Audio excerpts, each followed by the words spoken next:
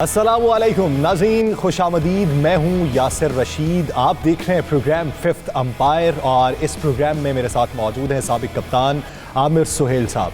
नाज़रीन, आज qualifying matches हुए T20 वर्ल्ड कप के, तो मंजरनामा रफ्ता रफ्ता वज़ा होना शुरू हो चुका है। किसने आगे जाना है, किसकी कारकर्दगी बेहतर थी, और ये तमाम मैचेस जो हैं ये सनसनीखेज़ कुछ मैचेस मराहिल के बाद इस नतीजे पर पहुंचे हैं और कुछ मैचेस बहुत ही ठंडे देखने को मिले। कारकर्दगी की वजूहात क्या थी, इस पूरे मंजरनामे में बात करेंगे। टीमें जो आगे जा चुकी हैं और जिनका सफ़र तमाम हुआ, किन वजूहात की बुनियाद पर हुआ, इस पूरे मंजरनामे में बात करने के लिए आज हमारे प्रोग्राम में हमें ज्वाइन किया है क्रिकेट एक्सपर्ट और senior sport anchor Mirza Iqbal Beg साहब ने। मिर्ज़ा साहब, बहुत शुक्रिया आपके वक्त का। आपने 92 न्यूज़ को अपनी मसरूफियात में से वक्त दिया। मिर्ज़ा साहब, सबसे पहले मैं आमिर भाई की जानिब आता हूँ, फिर मैं आपकी तरफ आऊँगा कि आज का मंजरनामा आपकी नज़र में कैसा है। आमिर भाई, आज का जो मैच ओमान के हवाले से हमें बड़ी उम्मीद थी कि ओमान जिस तरह एनर्जेटिक तौर पे पहले सामने आई और उसने जिस तरह परफॉर्म किया पिछले मैच को छोड़ के, लेकिन आज के मैच में अगर आप पहले उनके बैट्समैन को देखें, जतिंदर को, वो जिस तरीके से आउट हुए वैसे आउट होना बनता नहीं था। नर्वसनेस, मेरा ख्याल है वो ज़ीरो से निकलना चाह रहे थे बड़ी जल्दी। ज़ोर से हिट मारने के बाद वो मेरा ख्याल है बग़ैर देखे ही भाग गए। उनको अंदाज़ा होना चाहिए था कि फील्डर सर्कल के अंदर खड़ा है और गेंद तेज़ जा रही है, और मेरा ख्याल है उनके पार्टनर का इसमें कोई कसूर नहीं था। वो नर्वसनेस थी बेसिकली, और सारे नर्वस नज़र आए आपको। हालांकि मैं समझता हूँ कि ओमान की टीम में टैलेंट था। अगर अच्छी प्लानिंग के साथ आते, अपने नर्व्स को जो है वो काबू में रखते और जो भी नेगेटिविटी थी उसको ज़रा झाड़ के मैच पे आते तो मुकाबला कर सकते थे। आई थिंक वो रन आउट जो था वो उनके लिए सेटबैक था। उसके बाद जो चीज़ नज़र आई, उनको ये नहीं पता था कि कितना टोटल जो है वो विनिंग होगा। जब रिकवर करना शुरू किया, आके अच्छा खेल रहे थे, पार्टनरशिप लगनी शुरू हुई थी और लग रहा था कि अब जो है 150 के करीब ये रन्स कर लेंगे, लेकिन मेरा ख्याल है वो थोड़े से लालची हुए, हिटें मारने की कोशिश की, जिसकी वजह से विकेटें उसके बाद गिरती रहीं। आई थिंक इंटरनेशनल 11s जो हैं, जो खेल रही हैं, जो फुल मेंबर्स हैं ICC के, और ये दूसरी जो टीमें हैं जो अभी क्वालिफाई करेंगी श्रीलंका के अलावा या बांग्लादेश के अलावा, बहुत गैप है, स्टैंडर्ड का बहुत बड़ा गैप है।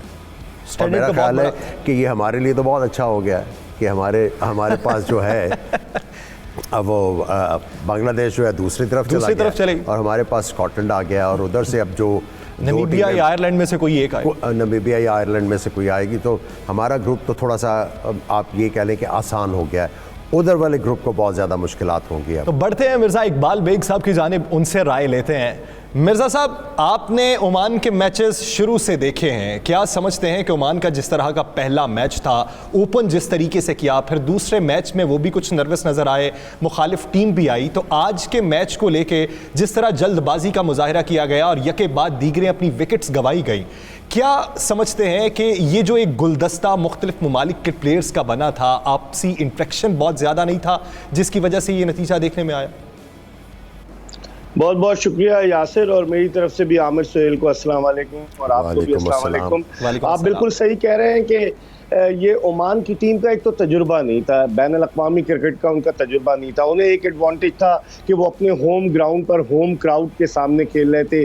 ओमान स्टेडियम जो एकेडमी का बड़ा खूबसूरत बनाया गया, उनकी टीम के साथ श्रीलंका के साबिक कप्तान दुलीप मेंडिस जो थे वो अटैच थे, और दुलीप मेंडिस का शुमार अपने ज़माने के बेहतरीन बैट्समैनों में होता था।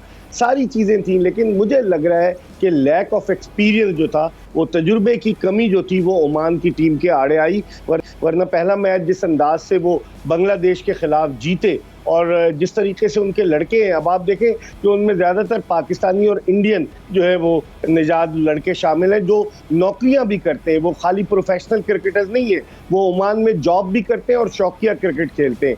आपने देखा होगा एक फास्ट बॉलर फयाज भट्ट जो पाकिस्तान अंडर 19 की नुमाइंदगी कर चुका है। 2010 में जब न्यूजीलैंड में अंडर 19 वर्ल्ड कप हुआ, सलमान भट्ट पाकिस्तान के कप्तान थे, तो फयाज भट्ट उस टीम में थे और उन्होंने भारत के खिलाफ बड़ी उम्दा बॉलिंग का मुजाहरा किया था। लेकिन फिर बदकिस्मती है, पाकिस्तान में टैलेंट को जो है वो इतनी कदर नहीं की जाती, तो वो चले गए नौकरी के लिए। जैसे इमरान ताहिर पाकिस्तान ए की नुमाइंदगी करते थे, लेकिन उन्हें मौका नहीं मिला, वो घूमते घामते साउथ अफ्रीका चले गए। तो इस तरह बेशुमार क्रिकेटर्स हैं। सिकंदर रजा जिम्बाब्वे के, वो सियालकोट में पैदा हुए, क्रिकेट उन्हें जिम्बाब्वे ले गई। तो हमारे यहाँ टैलेंट की कदर नहीं है। और जिम्बाब्वे जो ओमान की टीम को जो डिसएडवांटेज हुआ यासिर, मेरी नज़र में वो उनमें तजुर्बे की कमी थी, इनएक्सपीरियंस टीम होने की वजह से वो हार गए। और आमिर सोहेल जिस तरह कह रहे थे कि अब तो हमारे लिए खासी आसानी हो गई है क्योंकि हमारे ग्रुप में स्कॉटलैंड है और अब नमीबिया या आयरलैंड में से कोई एक आएगा, और श्रीलंका और बांग्लादेश सब उस ग्रुप में चले गए हैं जहां वेस्ट इंडीज़ भी है और ऑस्ट्रेलिया भी है, साउथ अफ्रीका भी है, इंग्लैंड भी है, तो वो ग्रुप बड़ा तगड़ा है। अब लेकिन देखते हैं कि पाकिस्तान किस तरीके से आगाज़ करता है 24 अक्टूबर को। आमिर भाई, आप क्या समझते हैं, जिस तरह मिर्ज़ा साहब भी जिक्र कर रहे हैं कि ना तजर्बाकारी ले डूबी है, तो स्कॉटलैंड की आज की परफॉर्मेंस क्या देखते हैं? ओमान के मुकाबले में आप समझते हैं कि वो तजर्बाकार ज़्यादा थे? ऑब्वियसली काफ़ी अरसे से वो इस सर्किट के ऊपर क्रिकेट खेल रहे हैं और आप देखें कि उनके पास जो क्रिकेटर्स हैं वो काउंटी भी खेल रहे हैं, क्लब क्रिकेट भी खेलते हैं इंग्लैंड में और मुख्तलिफ जगह पे अपनी क्रिकेट खेलते हैं, उनका एक्सपीरियंस तो ज़्यादा है। मैं समझता हूँ उनकी बॉलिंग जो है, अगर आप स्कॉटलैंड की बॉलिंग देखें वो बड़ी तगड़ी है। इन कंडीशंस में आप उनके पास off spinner, leg spinner, left arm spinner, फिर 3 तगड़े फास्ट बॉलर्स भी हैं जो बड़ी अच्छी लाइन और लेंथ के ऊपर बॉल करते हैं। ऑल्दो इतनी ज़्यादा पेस नहीं है, लेकिन उनको पता है कि हमने किस जगह पे गेंद डालना है और कंसिस्टेंटली जो प्लान उनको दे रहे हैं बॉलिंग कोच, वो एग्जीक्यूट कर रहे हैं उस चीज़ को। मिर्ज़ा साहब, प्रोग्राम शुरू होने से पहले मैं और आमिर भाई बात कर रहे थे और हम बात ये कर रहे थे कि पाकिस्तान के जो ग्रुप में टीम्स आएंगी वो दूसरी टीम्स के मुकाबले में हल्की टीमें हैं। तो आमिर भाई की एक राय ये थी कि यार मज़ा नहीं आएगा। तो आप क्या समझते हैं कि जो आसान अहदाफ है उससे खेलना मुश्किल ग्रुप में जाने से कितना आसान है, और क्या समझते हैं कि अगर आप मुश्किल टीम के साथ पहले खेलेंगे तो फिर दूसरी टीमों के साथ खेलना कितना आसान होता है?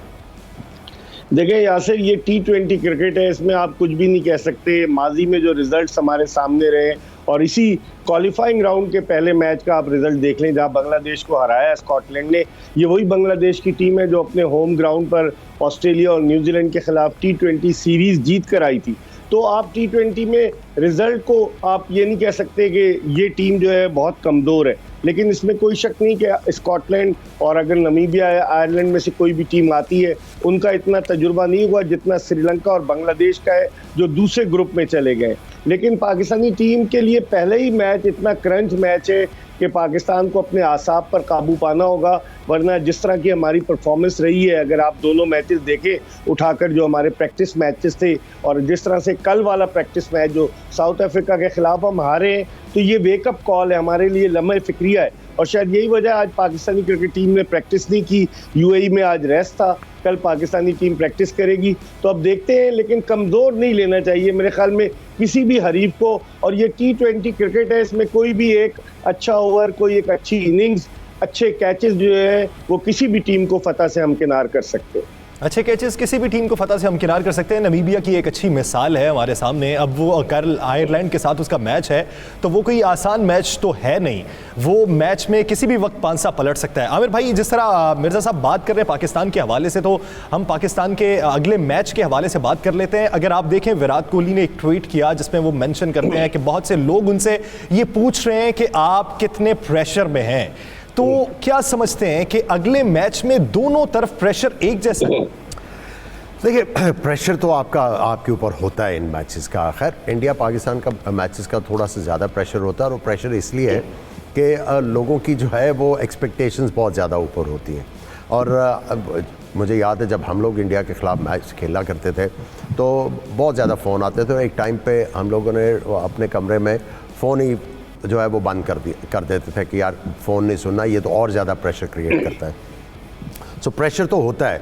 और जो एंटरटेनर और स्पोर्ट्समैन के लिए बड़ी ज़रूरी चीज़ है वो ये है कि जो स्टेज फ्राइट है उसको कितनी जल्दी से आप डील करना सीखते हो। देखिए, प्रेशर तो होता है। जैसे ही आप ग्राउंड के अंदर कदम रखते हो, मेरा ख्याल है बैट्समैन के लिए है कि पहला गेंद खेलते ही जो है वो नर्व जो है वो ईज़ आउट होना शुरू हो जाते हैं। और स्पेशली पहले ही बॉल अगर आपके बल्ले के ऊपर आके लगता है तो आप जो है वो कंफर्टेबल फील करना शुरू कर देते हो। चौका मिल जाता हो, एकदम से दिल बड़ा हो जाता है। और बॉलर का भी यही है, आती अगर वो अच्छे गेंद डालने शुरू कर दे तो उसका जो भी नर्व्स हैं वो सबसाइड हो जाते हैं। सो प्रेशर हल्का सा होता है। लेकिन मैं समझता हूँ कि जब विराट कोहली या आप हमारे प्लेयर्स की बात करें, उन्होंने इतने ज़्यादा इंडिया पाकिस्तान के मैचेस खेले हुए, उनको मेरा ख्याल है इस प्रेशर को डील करना अब तक आ जाना चाहिए। सही।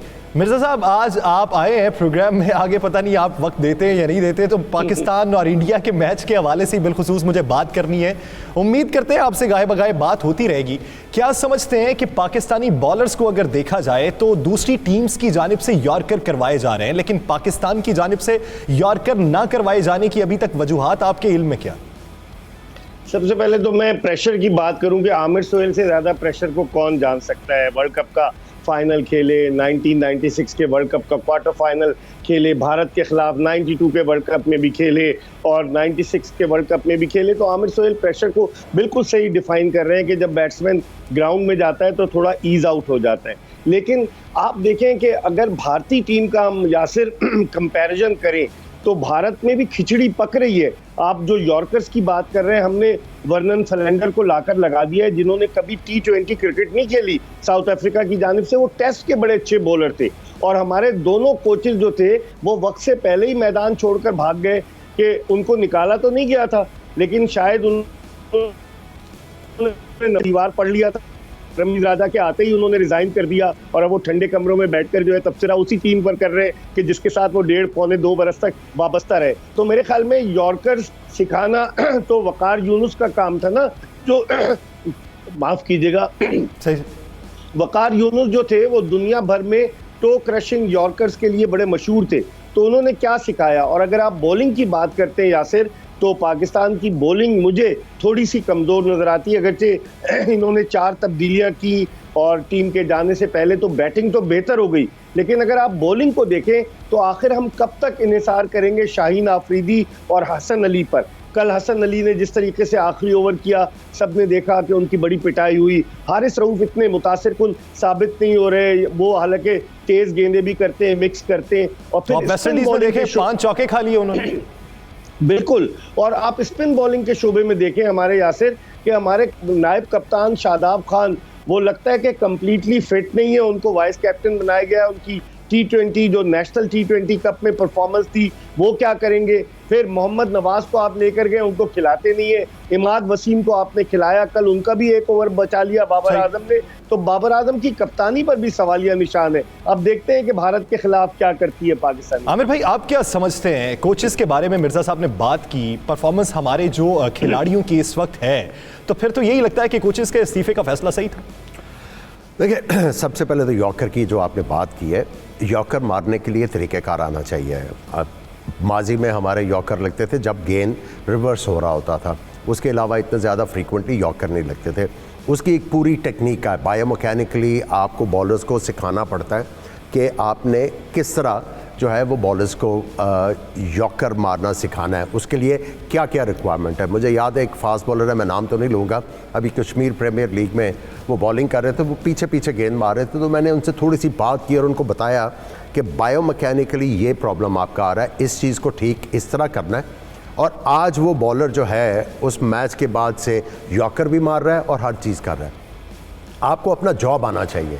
बेसिकली हम लोग जो हैं, देखें, वकार के ऊपर, मिसबाह के ऊपर जो मर्ज़ी आप क्रिटिसिज्म करते रहें, लेकिन अभी तक किसी ने ये नहीं पूछा कि जिन्होंने इनको लगाया, जिन्होंने इनका इंटरव्यू किया था, वो आज क्रिकेट बोर्ड में क्यों बैठे हुए हैं। उनसे भी तो पूछना चाहिए ना कि आपने किस बेस के ऊपर इनको कोचेस का जॉब दिया। कोई एक्सपीरियंस नहीं था, पास्ट जो परफॉर्मेंसेस थी वो आपके सामने थी। फिर भी अगर आप इस तरह के फैसले करेंगे तो उसके, देखिए, जब आप फेलियर इंडोर्स करोगे तो उसका रिजल्ट आपको नहीं मिलेगा।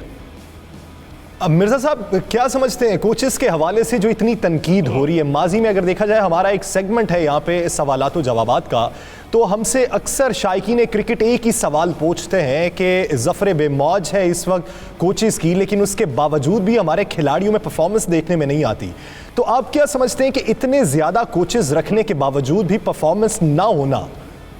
देखें यासिर, एक तो पाकिस्तान, वो जो आमिर कह रहे थे, जिन लोगों ने लगाया उनमें से एक साहब तो अभी तक बर्मिंघम नहीं गए, वो लाहौर में मौजूद हैं और वो टीम के लिए वेल विशेस भी दे रहे हैं। जिन लोगों ने उनको लगाया वो तो साथ बैठकर प्रेस कॉन्फ्रेंस कर रहे थे। मेरी मुराद पाकिस्तान क्रिकेट बोर्ड के साबिक CEO वसीम खान से है कि मिसबाह को हम लाएं, अब सारे मसाइल हल हो जाएंगे। तो जिम्मेदारी यकीनन उनकी बनती है। मानी साहब शायद इंग्लैंड चले गए, तो इन लोगों की जिम्मेदारी बनती है जिन्होंने उनको लगाया था। लेकिन आप कोचेस की बात कर रहे हैं यासिर, पाकिस्तान क्रिकेट बोर्ड ने जो कोचेस, अब एक किस्म की ये ब्राइबरी हो गई है कि खिलाड़ियों को अगर आप कोच रख लेंगे तो वो बोर्ड के खिलाफ नहीं बोलेंगे, बोर्ड के वो कानून के अंडर आ जाएंगे, वो कहीं इंटरव्यू नहीं दे सकेंगे, कहीं टीवी चैनल पे नहीं बैठ सकेंगे, भारी तनख्वाहें। तो कोचेस लगाने वाले तो क्रिकेट बोर्ड वाले थे ना, जिन्होंने तमाम के तमाम क्रिकेटर्स को अपने फोल्ड में ले लिया, जिसकी वजह से वो खामोश थे। और उनकी परफॉर्मेंस क्या थी? फिर जो सिलेक्शन कमेटी थी, आमिर खुद भी चीफ सेलेक्टर हैं सिलेक्शन कमेटी के, जिस तरह की सिलेक्शन कमेटी लैपटॉप चीफ सेलेक्टर मोहम्मद वसीम की सरबराही में बनाई गई कि पांचों सूबाई एसोसिएशंस के कोचेस, हर कोच अपने लड़के के लिए लड़ रहा था। तो मेरे ख्याल में सिस्टम सही नहीं था और इस सिस्टम को अब दुरुस्त करना पड़ेगा। रमीज राजा आए, लोगों को बड़ी तवक्कुआत थी, 13 सितंबर से बहुत तेज चल रहे, लेकिन आया वो इस सिस्टम को दुरुस्त करेंगे, ये भी $1 मिलियन क्वेश्चन है। $1 मिलियन क्वेश्चन है। आमिर भाई, क्या समझते हैं रमीज़ राजा साहब के हवाले से कि वो आए और जितनी तेज़ी के साथ उन्होंने चीज़ों को बदलने के लिए अपनी तवक्कुआत का इजहार किया, क्या इतनी तेज़ी से बदलना चाहिए था या पहले सिस्टम में जलन होते? देखिए, सबसे पहले जब आप किसी ऑर्गेनाइजेशन को टेक ओवर करते हैं तो आप चीज़ों को एब्जॉर्ब करने की कोशिश करते हैं। क्या मैंने करना, अपने जहन में आप एक प्लान लेके आते हो, कहाँ पे गलतियाँ आप अपना होमवर्क करके आते हो, और उसके बाद आप जल्दी फैसले जब भी करते हैं तो वो जल्दी का फ़ैसला हमेशा आपको खाई में लेके जाता है। सो आई थिंक कि थोड़ा सा जल्दी किया है, लेकिन आई थिंक पहली दफ़ा चेयरमैन बने हैं, थोड़ा सा शो करने की कोशिश कर रहे थे कि yes I am capable and all that, लेकिन वो उल्टा पड़ा। लेकिन आई थिंक उनको अब समझ आ गई होगी कि काम ज़्यादा है और बोलना कम है। उम्मीद पे दुनिया कायम है, उम्मीद पे शायकीन क्रिकेट भी कायम है कि बेहतरी आएगी के अंदर और खिलाड़ियों की परफॉर्मेंस में भी आएगी। नाज़रीन, एक शॉर्ट ब्रेक के बाद इसी पे भी बात करेंगे और बांग्लादेश के आज के मैच पे भी बात करेंगे। मिर्ज़ा साहब हमारे साथ ही मौजूद हैं, कहीं नहीं जाइएगा, stay with us.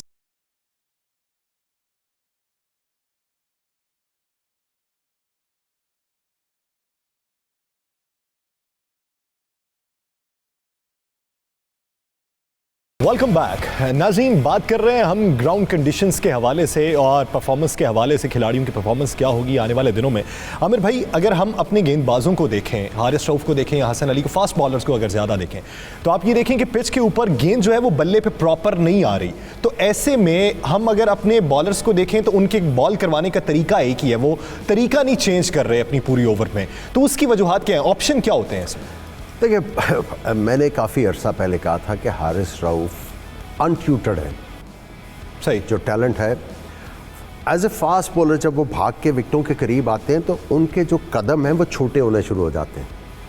Usually fast bowlers की जो स्ट्राइड है वो लंबी होनी शुरू होती है, जिससे मोमेंटम मिलता है, और वो जो मोमेंटम है वो जब आप अपना हाथ, बॉलिंग हैंड ऊपर उठाते हो एक्शन के लिए, तो वो आपको वो लीप मिलता है। ये छोटे कदमों से जब ये आते हैं क्रीज के करीब तो इनको जंप करना पड़ता है, जो आर्टिफिशियल है, इनको एफर्ट करना पड़ता है। और मैंने बहुत अर्सा पहले कहा था कि अभी तो ये तगड़े हैं तो इनका गेंद निकलेगा, लेकिन जो ये इनकी बॉडी टायर्डनेस फील करेगी तो इनकी वो जो पोटेंसी है वो कम होनी शुरू हो जाएगी। सो मैं यही कह रहा हूँ कि इनके ऊपर काम करने की ज़रूरत थी, काम नहीं हुआ, इनको गुर सिखाने की ज़रूरत थी, इनका रन अप ठीक करवाने की ज़रूरत थी। मुझे याद है अभी हम PSL में कमेंट्री कर रहे थे और यही बात डिस्कस साइमन डूल ने भी की, उसके साथ डिस्कस कर रहा था, कुछ और बॉलर्स भी थे जो छोटे कदमों से भाग के आ रहे थे। सो जब तक हम लोग अपने प्लेस को बायोमैकेनिकली तैयार नहीं करेंगे और उनके जो खामियां हैं उनको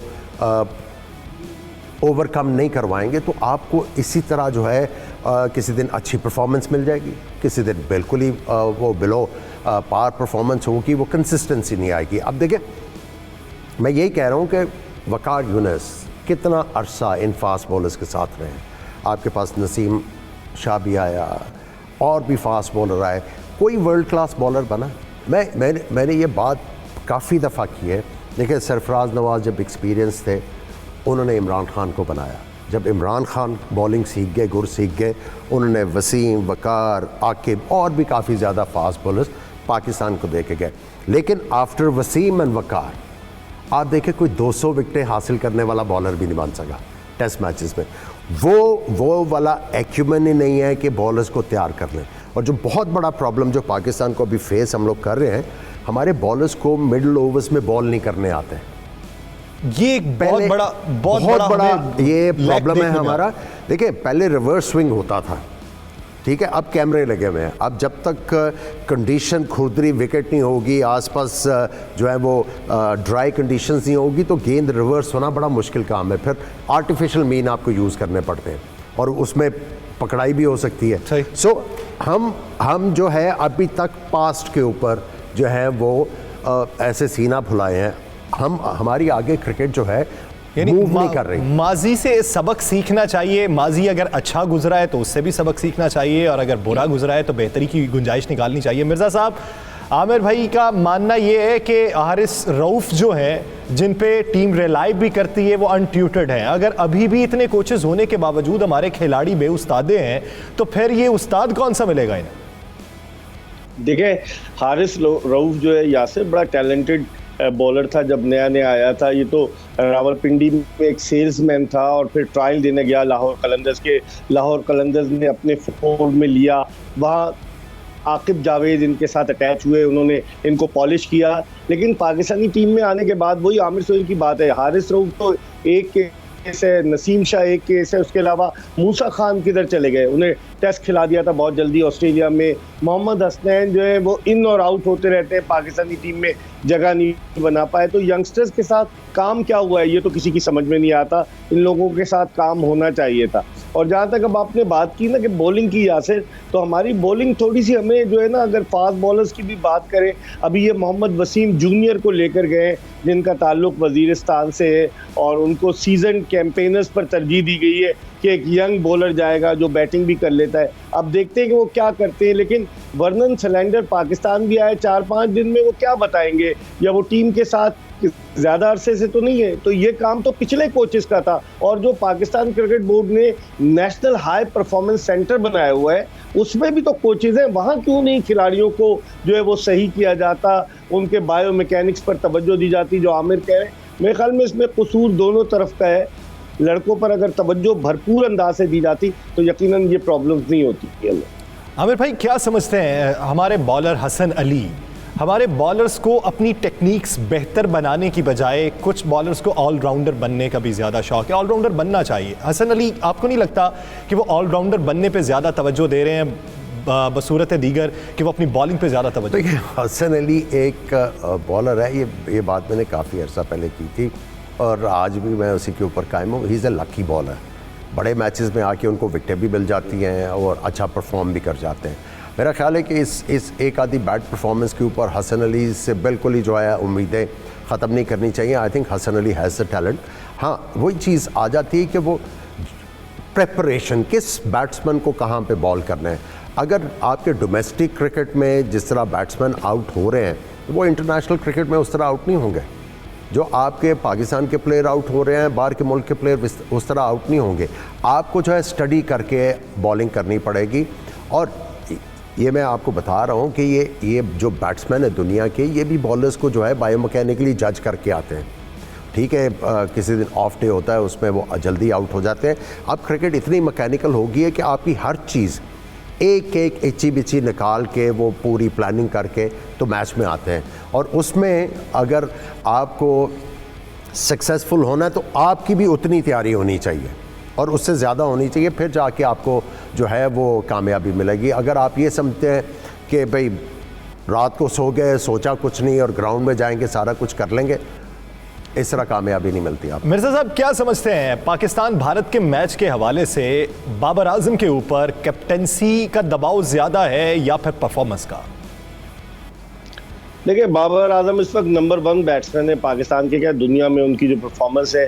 लेकिन मेरे ख्याल में उनको बहुत जल्दी कप्तान बना दिया गया। मेरी ज़ाती राय है, आमिर सोहेल इस पर ज़्यादा इसको एलिब्रेट कर सकते, क्योंकि बाबर आजम को अगर भी वाइस कैप्टन रखते और फिर उनको लेकर चलते तो वो ज़्यादा बेहतर होता। लेकिन उनको कप्तान की जिम्मेदारियाँ सौंप दी गई, हालांकि वो परफॉर्मेंस दे रहे हैं। आप भारत को देख लेना कि अब विराट कोहली क्यों वो छोड़ रहे हैं वाइट बॉल क्रिकेट में कप्तानी। उसकी वजह ये है कि उनके इख्तलाफात डेवलप हो गए। वो वाशिंगटन सुंदर को, जो उनके ऑफ स्पिनर है, वर्ल्ड कप के लिए टीम में शामिल करना चाहते थे, लेकिन चेतन शर्मा जो भारतीय सिलेक्शन कमेटी के चेयरमैन है और सौरव गंगोली जो BCCI के प्रेसिडेंट हैं, उन्होंने एक नहीं सुनी। और वो गंगोली और शास्त्री का, चूंकि शास्त्री का भी अब टेन्योर खत्म हो गया, तो वो उनका वो जो है एक नेक्सस उसको खत्म करके सुप्रीमेसी बोर्ड की करना चाहते थे। अब बाबर आजम जो है यहाँ पर बाबर आजम मुझे लगता है कि टीम के सिलेक्शन में पता नहीं उनकी राय ली जाती है या नहीं ली जाती है। अब आप देखें भारत ने महेंद्र सिंह धोनी को अपना मेंटोर रखा है, राहुल द्रविड़ भी आ गए, वो आइंदा कोच होंगे शास्त्री की जगह, शास्त्री भी है, तो वहाँ पर कितने लोग हैं। और हमारे यहाँ बेचारा एक सकलैन मुश्ताक है कि जो इंग्लैंड और वेस्ट इंडीज की कोचिंग कर चुका है स्पिन बॉलर्स की, तो मेरे ख्याल में फ़र्क तो है। लेकिन बाबर आजम की जो बात की ना यासिर आपने कि उन पर कप्तानी का, तो देखे ना कल उनके हाथ पांव फूल गए जिस तरीके से उन्होंने चेंजेस की, तो अभी उन्हें बहुत कुछ ज़रूरत है कप्तानी सीखने की। No doubt he is one of the best batsman of current era, लेकिन उन्हें जो है अपनी कप्तानी को बेहतर करना होगा। कप्तानी को बेहतर करना होगा। आमिर भाई, अगर हम ग्राउंड कंडीशंस को ले लें, वहाँ के माहौल को ले लें, गर्मी के हवाले से प्लेयर्स काफ़ी झुंझलाए हुए दिखाई देते हैं और ड्यू फैक्टर बड़ा इंपॉर्टेंट होता जा रहा है। अगर हम प्रीवियस मैचेस को देखें तो उसमें परफॉर्मेंस जो खिलाड़ियों की रही वो बहुत कशीदा रही, तो क्या समझते हैं कि खिलाड़ी इस पर ओवरकम कैसे कर सकते हैं? देखिए, एक तो अपने आप को हाइड्रेट रखें, अपनी जो पानी की इनटेक है उसको ज़्यादा करें और इलेक्ट्रोलाइट्स लेते रहें, और उसके बाद चैलेंज करेगी ये फिटनेस को। और जो हमने बड़े पिछले को मैं 10 साल से ये नारा सुनता आ रहा हूँ, फिटनेस फिटनेस फिटनेस के ऊपर एम्फेसिस है।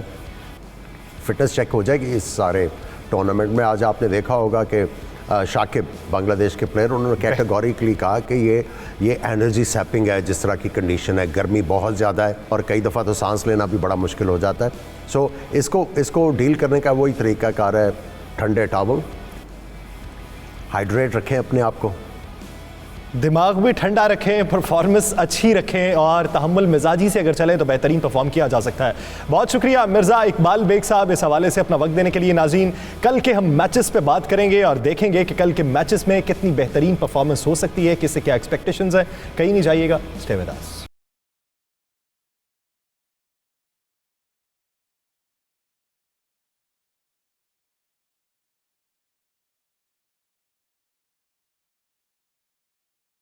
वेलकम बैक नाज़रीन, अब हम बात करेंगे कल के क्वालिफाइंग मैचेस के हवाले से। क्वालिफाइंग टीम्स में से नीदरलैंड जो है, ओमान जो है और इसके साथ पापुआ न्यू गिनी जो है, इनका सफ़र तो इख्तिताम पजीर हुआ। तो ग्रीन सिग्नल जिनके लिए ऑन हुआ वो बांग्लादेश है, श्रीलंका है और स्कॉटलैंड है। तो कल का जो श्रीलंका का मैच है वो तो उसके नतायज जो भी रहे, श्रीलंका तो आगे जा ही चुका है।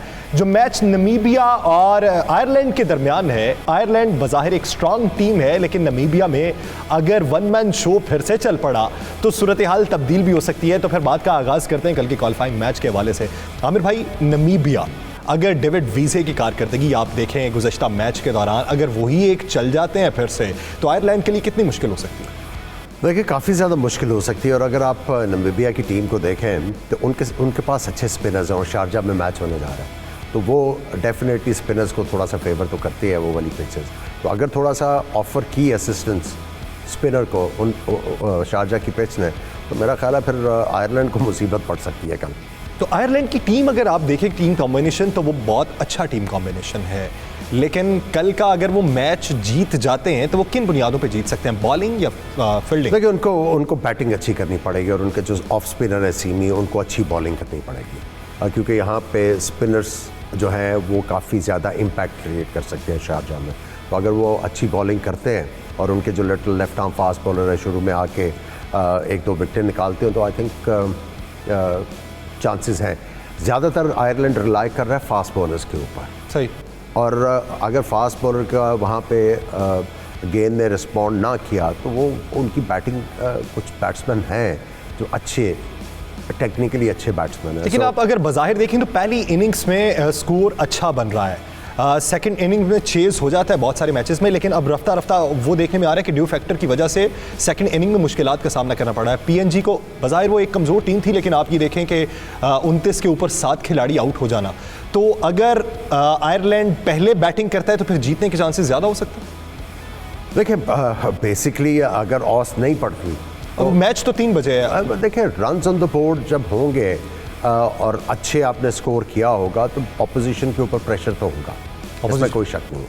यानी अगर पहला आप टोटल अच्छा बना लेते हैं तो फिर अपोजिशन पर प्रेशर भी हो सकता है। तो नाज़रीन बढ़ते हैं अपने अगले सेगमेंट की जानिब। अवाम के सवाल व जवाब, अवाम के ज़हन में सवाल क्या हैं हालिया मैचेस को लेकर और पाकिस्तानी टीम को लेकर, तो सवाल मुलाहिजा करते हैं, फिर उनके जवाबात की जानिब बढ़ेंगे। तो आइए फिर सवाल मुलाहिजा करते हैं। बॉलरों की जो है अभी कल जो साउथ अफ्रीका के साथ पटाई हुई है, मेरे को नहीं लगता कि आपका कोई बॉलर आपको मैच जितवा सकता है। मेरा सवाल ये है कि जो हमारा कोच है उसको शायद इस बात के ऊपर ख्याल नहीं है कि अपने जो खिलाड़ी है उनको ये नहीं बता सकते हैं शायद कि हर बाल पे छक्का नहीं मारना होते, बल्कि चंद बाल को आपने रोकना है। क्यों पाकिस्तानी टीम बॉलिंग परफॉर्मेंस में बहुत वीक जा रही है? क्यों नहीं ऐसा टैलेंट निकाल के ला रहा है पाकिस्तान में से जिससे हमारी टीम मजबूत हो सके मज़ीद, और हम T20 में स्पेशली इंडिया के अगेंस्ट जो है वो ज़्यादा से ज़्यादा स्कोर बना सकें। क्या आप समझते हैं कि यहाँ पर जो हमारे फिनिशर्स हैं आखिरी ओवर्स में, क्या वो कैपेबल हैं कि वो जो आखिरी ओवर्स को अच्छा फिनिश वो कर सकेंगे? आमिर भाई, पहला सवाल बड़ा मज़े का है कि जिस तरह की पिटाई हुई है, मेरे को नहीं लगता कि पाकिस्तानी टीम जो है वो जीत सकती है। तो क्या समझते हैं कि कौन सा बॉलर है जो मैच जितवा सकता है? देखिए, शाहीन शाह अफरीदी के ऊपर बड़ा डिपेंड करेगा। अगर तो वो नया बॉल अच्छा करते हैं, गेंद को स्विंग करते हैं, ऑफ द पिच जो है वो गेंद को डिविएट करवाते हैं, तो वो मुश्किलें लेके आएंगे। कोई भी बैट्समैन हो दुनिया का, जब गेंद स्विंग होता है तो उसको मुसीबत ज़रूर पड़ती है। अगर वो शुरू में अच्छा पाकिस्तान को स्टार्ट दे देते हैं तो बाकी बॉलर्स जो हैं वो वाला वो जो कॉन्फिडेंस उनमें आएगा विकेटों का, अर्ली विकेटों का, तो आई थिंक हो सकता है वो भी अपनी गेम को लिफ्ट करें और कॉन्फिडेंस से बॉलिंग। हमारे स्पिनर्स का किरदार क्या होगा? देखिए, इन पिचेस के ऊपर इमाद वसीम को सबने खेला हुआ है, सही, ठीक है। अब वो जिस तरह मैंने पहले कहा कि इन पिचेस के ऊपर अगर तो स्पिन को वो फेवर कर रही हैं, तो जो स्ट्रैटेजी होगी बैट्समैनों की वो ये है कि जिस तरह मैंने कल भी कहा था कि वो 7 साढ़े 7 की एवरेज से उनके खिलाफ रन्स बनाएंगे और कोशिश करेंगे विकेटें ना गिरें स्पिनर्स के अगेंस्ट, और फास्ट बॉलर्स के ऊपर वो अटैक करेंगे। और वो जो उन्होंने इनिशिएटिव लेना है वो फास्ट बॉलर्स के खिलाफ मिडल ओवर्स में जाके वो उनके ऊपर अटैक करके लेके आएंगे। सो स्पिनर्स को जो करने की ज़रूरत है वो, अब इमाद वसीम इतना ज़्यादा गेंद को स्पिन तो करते नहीं है, वो ज़्यादा गेंद को एंगल के साथ अंदर लेके आता है। उनको कोशिश करनी चाहिए कि ढीले गेंद करें, बैट्समैन को कहे कि आओ मेरी तरफ और मुझे मारने की कोशिश करो, उसमें विकेटें हासिल करें स्पिनर्स। तो आई थिंक फिर जाके पाकिस्तान टीम जो है एक बेहतरीन सवाल था, कोचेस हिटिंग की बजाय विकेट पे टिकने को क्यों नहीं कहते? कल्चर की बात है ना, हमने बहुत ज़्यादा जो है ग्लोरीफाई किया छक्के वाले प्लेयरों को। मुझे याद है जब बाबर आजम, जब मैं डायरेक्टर नेशनल अकेडमीज़ था और गेम डेवलपमेंट, जब ये वहाँ पे मैंने कैंप लगाया हुआ था, ये आए वहाँ पे, और मेरा एम्फेसिस यही था उनके ऊपर। वो 13 ईयर्स ओल्ड थे उस वक्त, कि आप अपनी टेक्निक को तगड़ी करो, गेंद छोड़ना सीखो, रोकना सीखो, और ये छक्के जो हैं आने चाहिए। लेकिन मेन जो क्रिकेट है वो all along the ground cricket खेल के आपको और सारे प्लेयरों को स्टेबल होने की ज़रूरत है, लेकिन आपको ये कल्चर क्रिएट करने की ज़रूरत है। नाज़रीन, हमारे सवाल जवाब के कल के सेशन में जो बेहतरीन सवाल था उनका इंतखाब हुआ, जंग से उनका ताल्लुक है, इंज़िमाम अकरम नाम है उनका। इंज़िमाम अकरम जो है वो आज हमारे के विनर हैं, और आज का जो सवाल है वो कल उसका इंतखाब किया जाएगा और बताया जाएगा कि बेहतरीन सवाल किसका था और इंतखाब किसका बेहतर रहा। तो बढ़ते हैं आज के आखिरी सेगमेंट की जानिब, टिप ऑफ द डे के हवाले से। तो आमिर भाई, कल के मैच के हवाले से नामीबिया आयरलैंड। मैं तो नामीबिया चाहूंगा कि वो करें, क्योंकि और बड़ी मेहनत की है। श्रीलंका नीदरलैंड। श्रीलंका जीत भी जाए हार भी जाए, उसके लिए सिचुएशन एक सेम सी है। अगर नामीबिया जीत जाता है तो एक अच्छा आउटकम हो सकता है, और नामीबिया अगर आएगा तो वो पाकिस्तान के ग्रुप में आएगा। नाज़रीन, फिफ्थ अंपायर से मुझे और आमिर सुहेल साहब को दीजिए इजाज़त। अपना बहुत सा ख्याल रखिएगा, कल मिलेंगे इसी प्लेटफॉर्म पे। अल्लाह हाफ़िज़।